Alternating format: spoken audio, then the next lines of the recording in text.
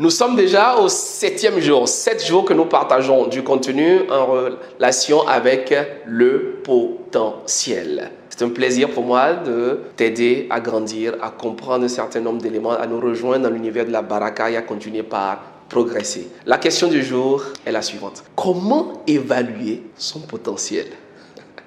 Comment évaluer la qualité, la grandeur et la dimension de son potentiel? 2 clés, 2 éléments qui t'aident à y arriver. Le premier élément, c'est la grandeur de tes rêves. Deuxième élément, c'est l'intensité de tes frustrations. 2 éléments.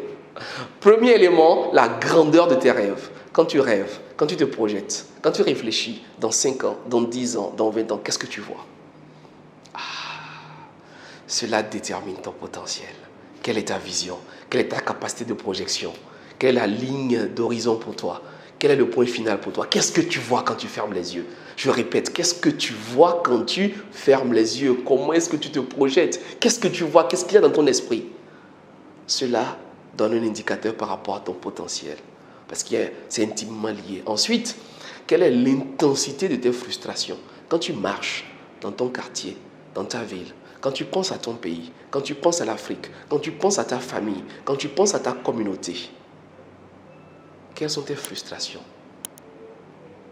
Qu'est-ce qui te dégoûte? Qu'est-ce qui te déplaît? Qu'est-ce que tu voudrais véritablement changer? Qu'est-ce qui t'insupporte quand tu vois ces dames, quand tu vois ces enfants, quand tu vois ces hommes? Qu'est-ce qui t'insupporte? Cela est en relation avec ton potentiel. La grandeur de tes rêves, l'intensité de tes frustrations te donnent des indicateurs clairs sur ton potentiel. À demain.